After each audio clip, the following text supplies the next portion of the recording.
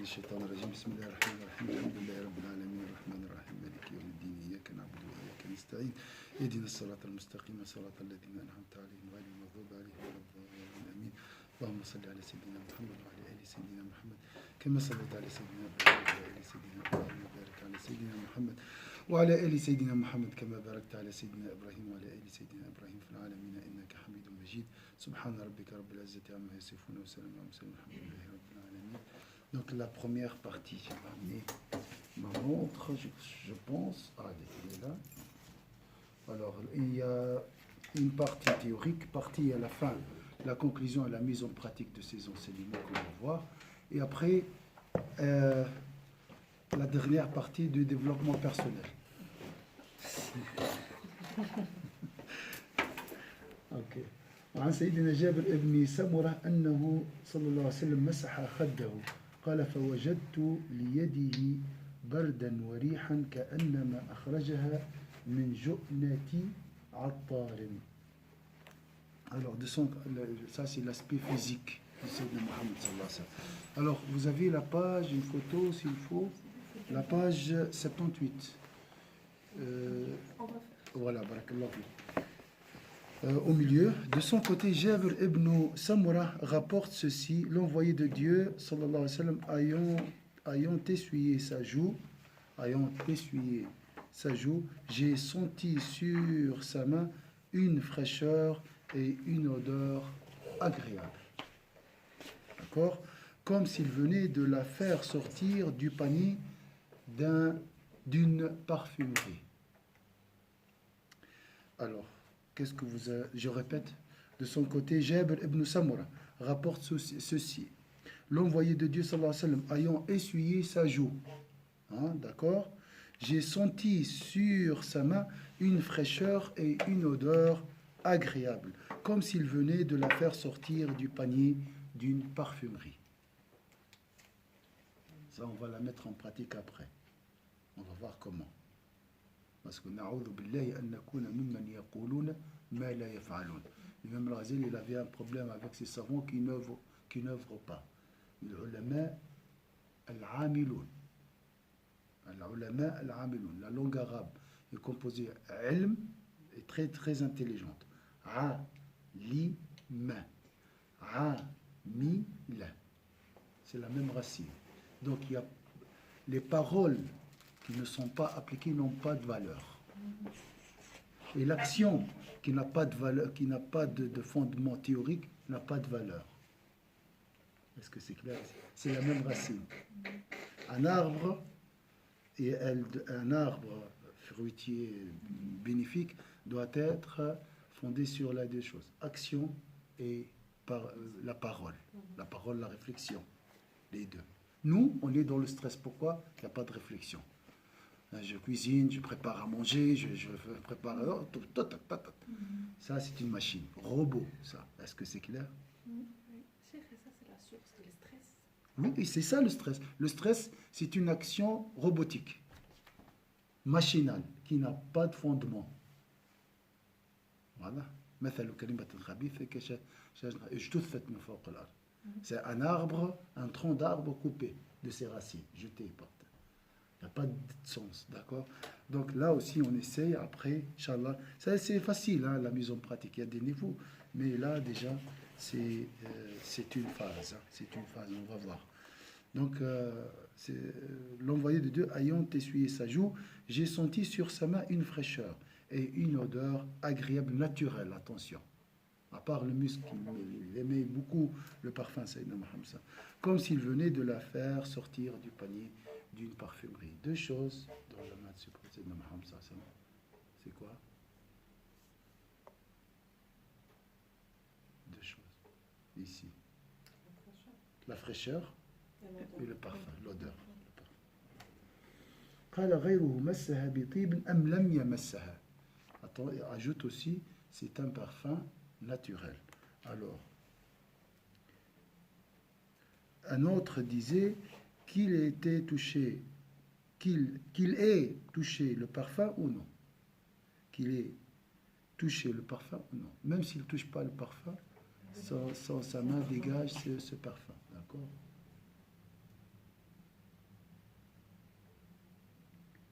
يصافح المصافح فيظل يومه يجد ريحها. يعني لما يصافح الإنسان يبقى يوم كامل والراجل يشم في الرائحة هذيك. Un autre disait qu'il ait touché le parfum ou non lorsqu'il donnait l'accolade à un homme. Ça veut dire quoi l'accolade? Alors safha en réalité c'est comme ça. C'est la poignée de main, de la main. Voilà, donc c'est pas l'accolade ici. Lorsqu'il donnait l'accolade à un homme, celui-ci ne cessait toute la journée de sentir son odeur. Donc, comment on peut corriger cette phrase? Lorsqu'il serre la main d'un homme, celui-ci ne cessait toute la journée de sentir son odeur. Ça joue. Ça, c'est aussi une information à mettre en pratique.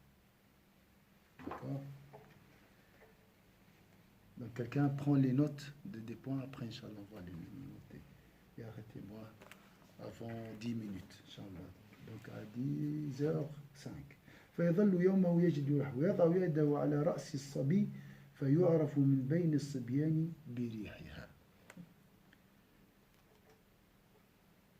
De même, s'il passait sa main sur la tête d'un garçon, on le reconnaissait aisément au milieu des autres garçons à cette odeur agréable laissée par sa main. Je répète, de même, s'il passait la main sur la tête d'un garçon, on le reconnaissait aisément au milieu des autres garçons à cette odeur, au milieu des autres, grâce à cette odeur agréable laissée par sa main. Donc lorsqu'il salue quelqu'un, il serre la main de quelqu'un, la personne sent l'odeur toute la journée. Et lorsqu'il passe la main sur la tête d'un garçon, on peut le reconnaître grâce à cette odeur parmi des autres. Maintenant, la transpiration de ces hommes. ونام رسول الله صلى الله عليه وسلم في دار أنس بن مالك, il est très connu. فعارق فجاءت أمه بقارورة تجمع فيها عرقه فسألها رسول الله صلى الله عليه وسلم عن ذلك فقالت نجعله طيبنا وهو من أطيب الطيب. سبحان الله. Ayant dormi dans la maison de Sayyidina Anas, l'envoyé de Dieu sallallahu alayhi wa sallam se mit à suer. La mère de Anas apporta une fiole et se mit à récupérer son sueur. Comme le prophète sallallahu alayhi wa sallam l'interrogea sur ce qu'elle faisait, elle répondit: nous allons la mettre dans notre parfum, car c'est le meilleur des parfums. Donc même la transpiration de Sayyidina Muhammad sallallahu alayhi wa sallam, c'est du parfum. Ça, c'est une grâce d'Allah azza wa jalla. وذكر البخاري في تاريخه الكبير عن جابر لم يكن النبي صلى الله عليه وسلم يمر في طريقه فيتبعه أحد إلا عرف أنه سلكه من طيبه. يعني يمشي في طريق يعرف الناس بعد الذين يمرون بذلك الطريق أنه مر من هنا بطيب النبي صلى الله عليه وسلم. À propos, Sayyidina Ishaq ibn Rawiya, non, c'est pas marqué ça. Dommage. Donc vous ajoutez à côté, lorsque Sayyidina Muhammad sallallahu alayhi wa sallam passait par une rue, et ceux qui passent après lui sentent le parfum de Sayyidina Muhammad sallallahu alayhi wa sallam. Savent qu'il est passé par cette rue grâce à son parfum. Vous pouvez l'ajouter.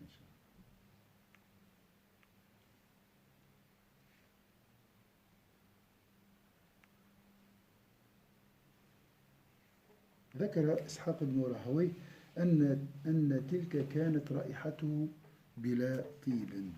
À ce propos, Ishaq ibn Rahoui a ajouté que c'était là l'odeur naturelle du prophète sallallahu alayhi wa sallam sans qu'il y soit mêlé au parfum. Là, le parfum dans la rue.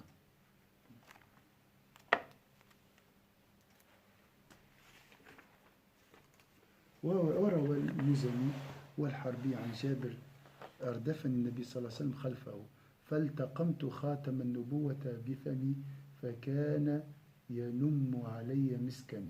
وقد حكى بعض المعتنين بأخباره وشمائله أنه كان إذا أراد أن يتغوط انشقت الأرض فابتلعت غائطه وبوله وفاحت لذلك رائحة طيبة. سبحان الله.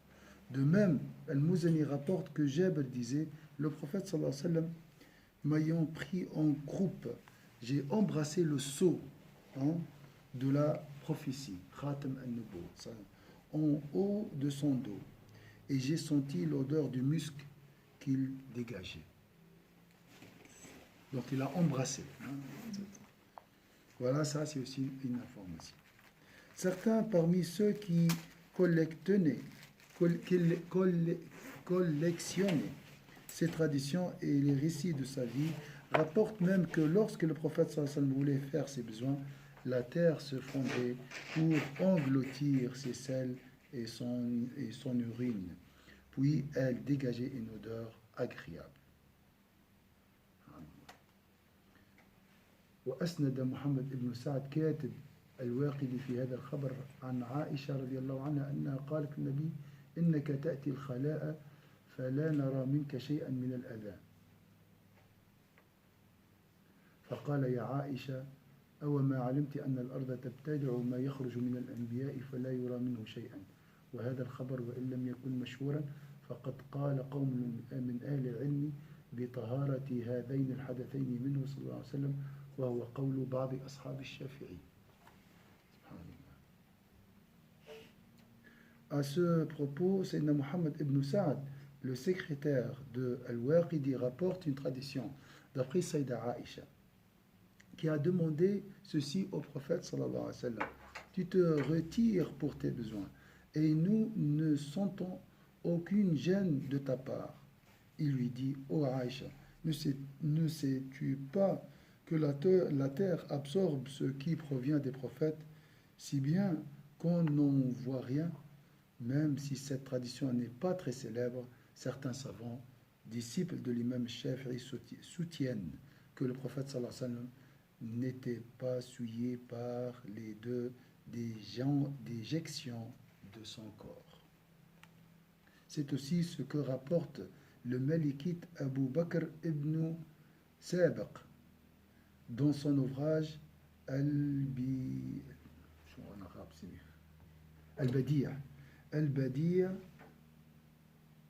fi Furu' al-Malikiyya, dans les branches de l'Malikite, fi Furu' al-Malikiyya, le livre merveilleux traitant des questions de détail dans le malikisme, où il s'inspire des développements du rite shafi'ite pour adapter les positions de sa propre école, où il s'inspire des développements du rite shafi'ite pour adapter les positions de sa propre école. Donc, vous voyez, il a marié les shafi'i, le shafi'isme au malikisme. Donc, il a dit quoi? Il en va de même de la tradition que rapporte Ali ibn Abi Talib. J'ai lavé la dépouille mortelle du prophète sallallahu alayhi wa sallam et j'ai cherché ce qui se dégageait des morts, mais je n'ai rien trouvé. Au contraire, une odeur très agréable. Et ça, c'est même des fois avec nos défunts, on sent, c'est un don d'Allah Azza wa Jal, c'est dégagé de son corps et nous n'avons jamais rien senti de pareil. Donc, il en va de même de la tradition que rapporte Sayyidina Ali ibn Abi Talib.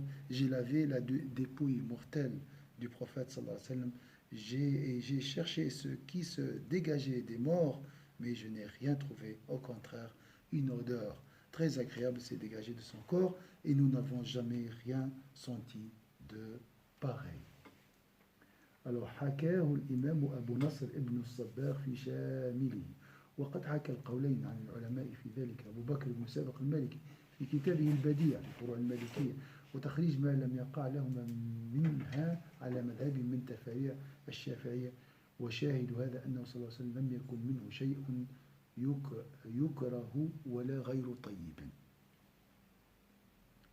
ومثله قال أبو بكر رضي الله عنه حين قبل النبي صلى الله عليه وسلم بعد موته.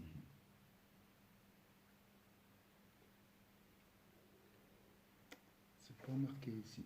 Sayyidina Abu Bakr, lorsqu'il a embrassé Sayyidina Mohammed après sa mort, hein, il a senti cette odeur. Oui, c'est après. C'est après. Ah, c'est Abu Bakr. Mais ils n'ont pas marqué l'histoire de Sayyidina Ali. Hein. Si. Ils ont juste dessus, on va même dans la tradition rapportée. Je veux dire en arabe. Je ne la vois pas. Sayyidina Abu Bakr, que Dieu soit satisfait de lui, a dit de même lorsqu'il a embrassé le prophète sallallahu alayhi wa sallam après sa mort. ومنه شرب مالك ابن سنان دمه يوم أحد ومصه إياه وتسويغه صلى الله عليه وسلم ذلك له وقوله له لن تصيبه النار. Parmi les autres récits qui concourent à la description du prophète sallallahu alayhi wa sallam, retenons l'attitude de Malik ibn Sinan qui a sucé le sang de sa blessure. Parce que le prophète sallallahu alayhi wa sallam était blessé, il y avait un bout de fer qui est resté dans sa joue. Et là, avec ses dents, il a essayé de le retirer.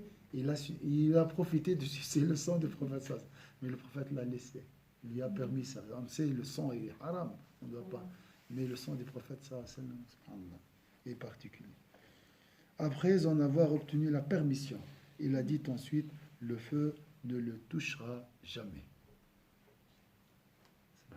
Donc le sang de Sayyidina Muhammad, pas comme notre sang. Le corps de Sayyidina Muhammad est différent de notre corps.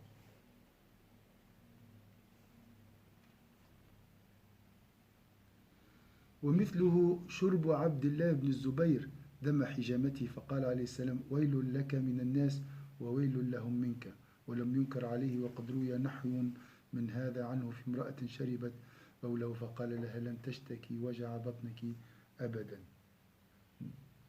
ولم يأمر واحدا منهم بغسل فم ولا نهاه عن عودة. وحديث هذه المرأة التي شربت بوله صحيح ألزم الدارقطني مسلما والبخاري إخراجه في الصحيح واسم هذه المرأة بركة.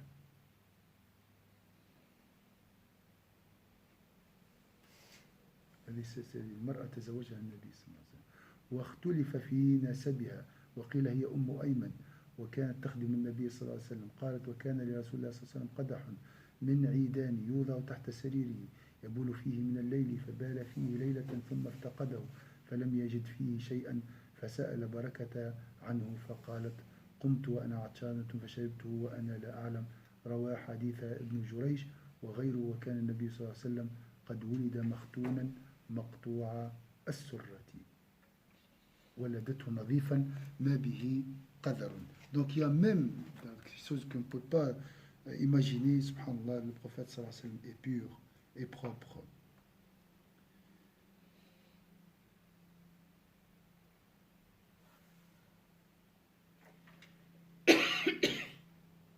Donc on va laisser cette histoire parce que il ne faut pas dire toute chose à n'importe qui. Il y a des gens qui ne peuvent pas accepter des histoires. On sait aussi que le prophète sallallahu alayhi wa sallam est né circoncis et avec le cordon ombilical sectionné. On rapporte également cette parole de sa mère Amina. Je l'ai mis au monde bien propre, sans la moindre souillure.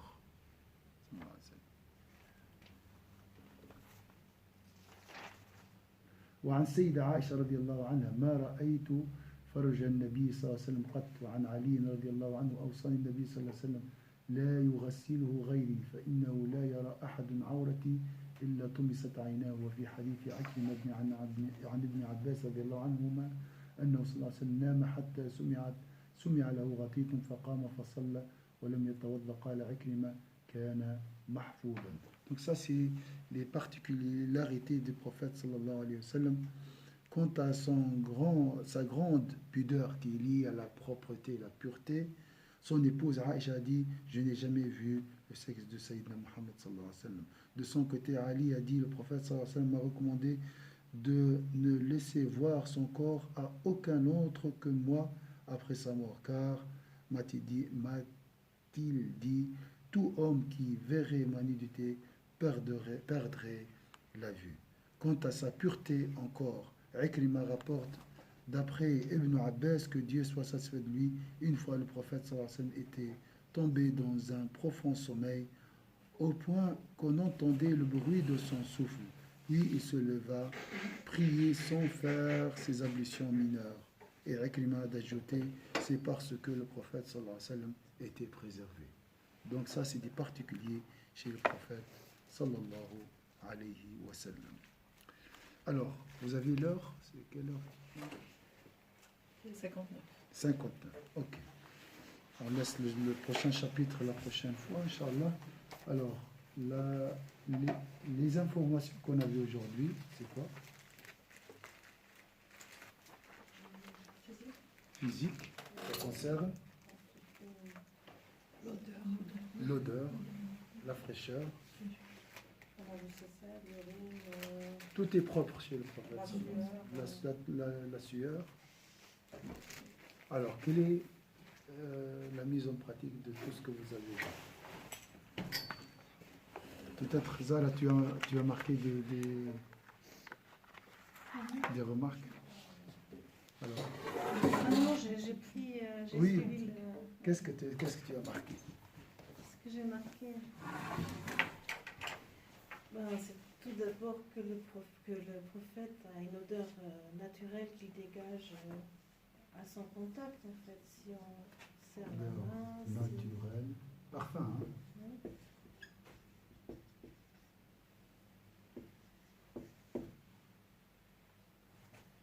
Naturel. Qui se dégage à son contact, c'est-à-dire si donc, on lui serre la main, si on le rencontre, quand il passe dans un endroit, donc, il laisse l'odeur. Quand il caresse un enfant. Oui, s'il touche un enfant. En tout cas, c'est le contact de l'image générale, je pense. Parce que tout le reste sont des exemples.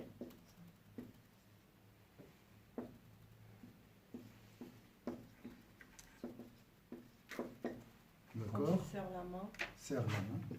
quand il passe dans un endroit.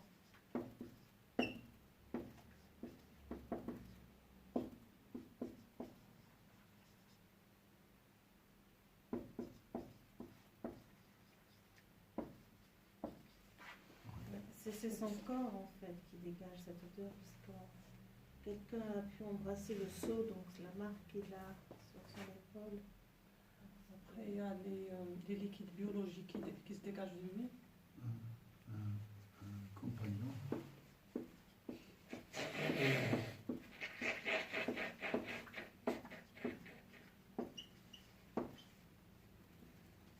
À embrasser. Le seau, la marque, en fait.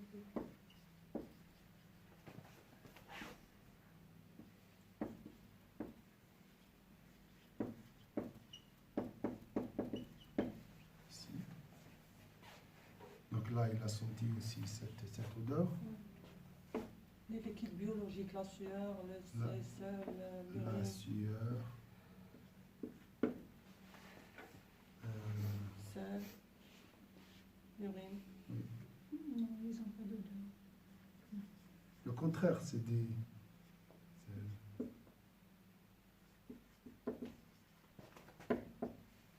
Le sang, Le son.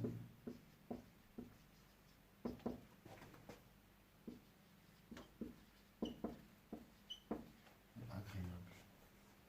Fraîcheur de la main ici, on a dit.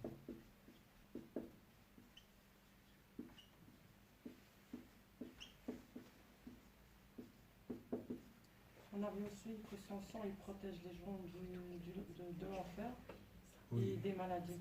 Oui. Son urine, il protège des maladies. Oui.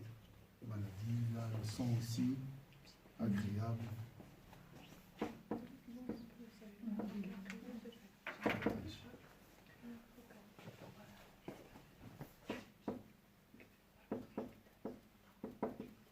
Maladie du feu. Qu'est-ce qu'on a vu aussi?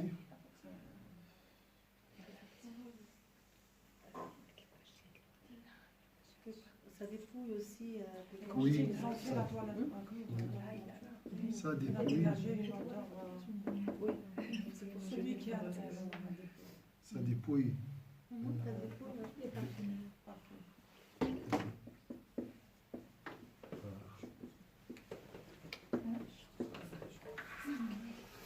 Alors,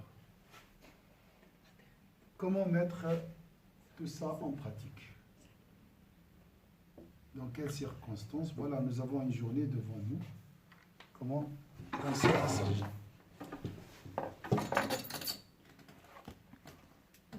Dans sa douche. Oui, avant de mettre du parfum, pense au parfum, le meilleur parfum sur cette terre que le parfum du prophète sallallahu alayhi wa sallam. Oui. Mise en pratique.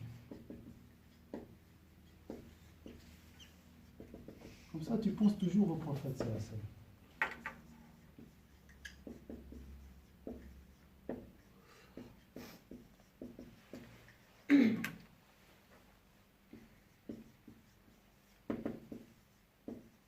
Le meilleur parfum est celui du prophète. Comme ça, tu penses toujours au prophète. Et même quand, avant d'acheter un parfum, hein, on cherche la marque, tout ça. Autre forme de mise en pratique.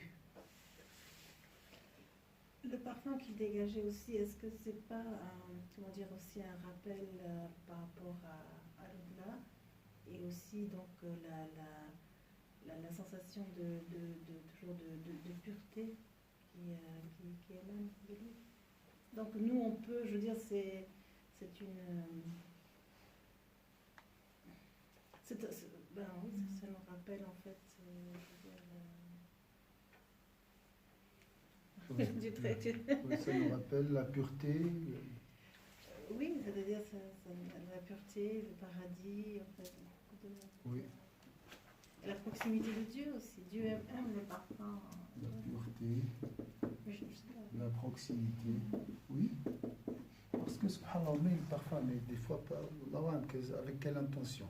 Là, par suivisme au prophète, sallallahu alayhi wa sallam, pour imiter le prophète, sallallahu alayhi wa sallam. Hein? Et pour chercher la proximité de Dieu. Oui, ça c'est donc avant de se parfumer, comme ça. Avant d'acheter un parfum.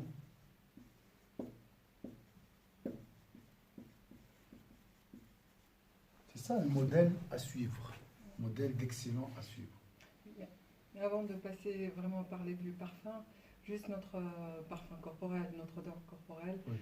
penser à prendre soin de soi Oui. et ne pas être une nuisance pour les autres. Oui. Donc déjà vraiment une sorte d'hygiène à observer tout le temps et que ce soit par rapport à ses vêtements aussi, donc d'être déjà dans cette attention par rapport aux autres. Parce que les témoignages qu'on a, c'est que c'était toujours une sorte de miséricorde pour les autres, parce qu'on garde juste ce bon souvenir, que ce soit l'odeur, que ce soit le... Surtout ici, dans la rue. Dans la rue, donc passer dans la rue et puis laisser ce parfum. Donc prendre soin des autres, justement en observant une bonne hygiène. Prendre soin de soi. De soi. De soi. Et par conséquent, prendre soin des autres, on ne nuit pas, alors on ne cause pas une nuisance. Être bon, comme si tu remontes le moral des autres. Mais ça, c'est ce que disent les gens quand ils se parfument. Ils veulent que les gens... Il peut y avoir quelque chose de plus... en tout cas, Introduire plus- la joie, oui, chez les autres. Ça peut être l'ostentation. Hein. Ça peut être Ça plus peut être- égocentrique, mais aussi, ils cherchent à se sentir bon pour les gens. Et ça, c'est bien. Il n'y a pas de mal ici. Bah, justement, Il y a pas de mal. c'est une observation, c'est des consignes lorsqu'on vient dans la prière du vendredi, de se changer, de se parfumer, pour être aussi agréable, parce que c'est quelqu'un qui est à côté de toi, tu fais la prière et tu sens, C'est une question de verticalité et d'horizontalité. À quel moment la verticalité provoque l'horizontalité, ou au contraire on reste dans l'horizontalité et ça nous ramène à la Et verticalité. ça nous aide Ouais. à avoir la sincérité avant de mettre le parfum. Mhm. C'est une adoration. Donc, ça peut cadrer votre intention. Je suis le prophète, je veux être agréable, je veux, comment dire, introduire la joie, le Oui, bien-être chez le les bien-être autres. chez les Le autres. bien-être. Conséquence, introduire la joie dans les cœurs de ceux qui sont autour de moi, ceux qui sont.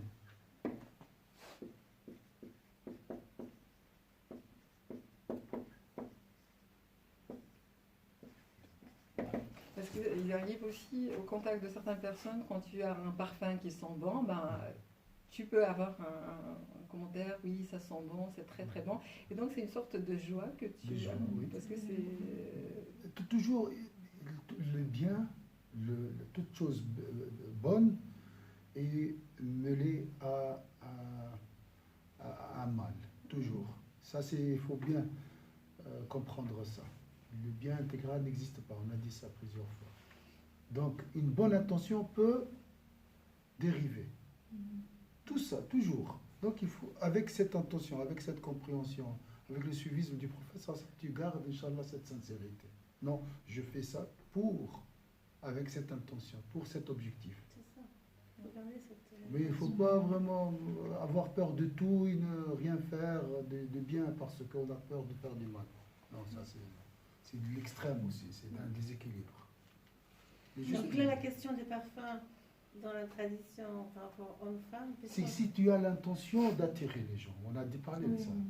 Si tu as l'intention d'attirer les gens, dans ce cas-là, c'est haram. L'homme aussi, hein. L'homme aussi, la même chose. Si l'intention d'attirer les... c'est haram. Lui-même, il a dit ça. Même devant les hommes, homme avec un homme, pour attirer, dire, machallah, mais vraiment, ça c'est la marque, tellement, c'est haram. Bien, tu te sens bon dans le sens ostentation, tu es propre de ça, tu prends soin de toi-même. Haram, ça. Donc, avant de mettre, il faut penser au prophète sallallahu alayhi wa sallam et avoir cette intention. C'est une adoration parce que Dieu, tu cherches la proximité, Allah aime les purs, c'est tout. Il est propre. Il ne faut pas oublier. C'est juste le rappel avant de vrai. Oui. Moi, je verrais dans tout ce qu'on a vu là, c'est vrai, ça c'est le côté extérieur, mais il y a une sincérité, son essence est sincère, c'est son essence qui se dégage. Qui parfume. Son essence, elle parfume. Et puis peut-être à notre niveau, nous, ne pas mentir, parce qu'on dit que quand on ment, les anges, on dégage une odeur, on ne la sent pas. Hein. Oui, les péchés, ils ont Les péchés ont mauvaises des odeurs.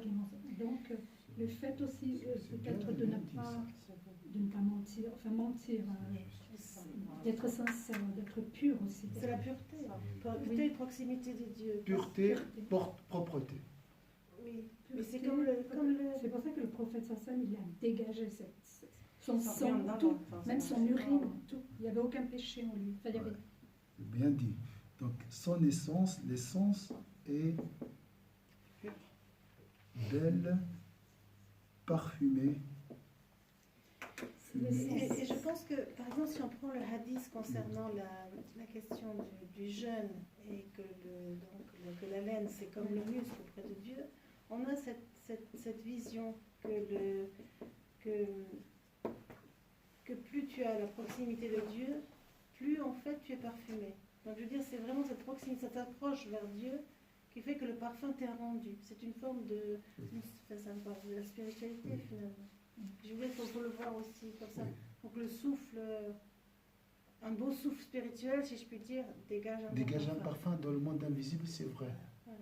Toute chose invisible a un odeur. Les péchés, ils ont une odeur. Et l'adoration aussi. Voilà. Ouais. Un parfum. Ouais. Donc, péché.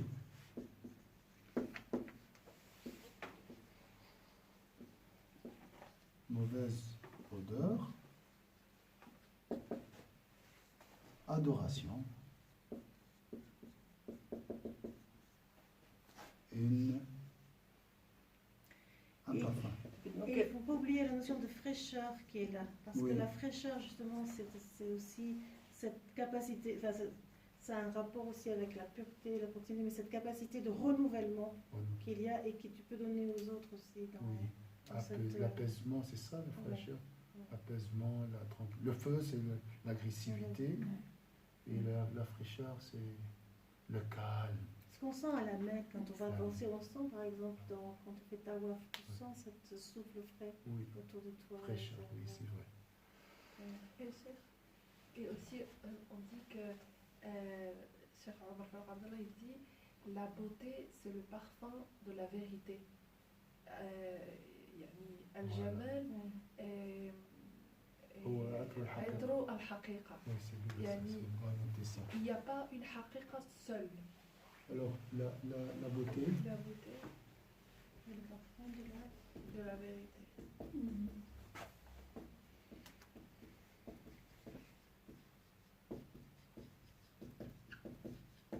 Donc, nous avons des sens. Hein. Si ces sens sont vraiment éveillés, on peut sentir le parfum du monde invisible, comme la beauté, et le vice-versa aussi, pour éviter les péchés. C'est comme quelqu'un qui, je ne sais pas si vous avez déjà vu ça, quelqu'un qui a écrit un livre, un homme de foi, une femme de foi, qui a écrit un livre, mais son souffle transperce en fait les mots. Tu reçois aussi sa foi. Je ne sais pas si vous avez déjà... Et il peut y avoir cette sensation de parfum et de fraîcheur. Oui.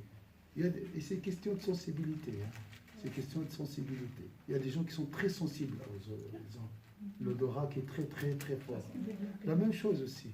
On peut développer l'odorat spirituel. On peut parler de la vertu. Le prophète, il était vertueux. Il était le Coran qui était la perfection de la vertu. Est-ce que c'est, comme elle a dit, son essence est belle, donc son essence était vertueuse. Donc c'est cette odeur-là, donc c'est l'odeur de la vertu. Il faut être vertueux. Et puis je peux rebondir là-dessus sur la réputation. La réputation aussi, ça sent. C'est-à-dire, si on peut, donc quelqu'un qui a un comportement qui n'est pas adéquat, bah, ça le suit aussi. Donc, c'est-à-dire, il y a ça aussi. La trace, comme dans la rue. Oui, exactement. Subhanallah, c'est juste. Mais si on voit, chef, que nous, on peut faire l'effort, voilà. On met du parfum, on essaye de bien s'habiller, on essaye tout ça. Ça, c'est un effort extérieur pour forcer que quelque chose à l'intérieur se passe. Mais le prophète, ce qu'il nous enseigne aussi, c'est que si toi, tu es bien avec Allah, et tu es sincère, lui, il va s'occuper de te faire bon. Tu n'as même pas besoin de parfum, tu n'as même pas besoin, même le prophète, il mettait tout type d'avis, il ne se préoccupait pas, il y a ni des couleurs, tout ça.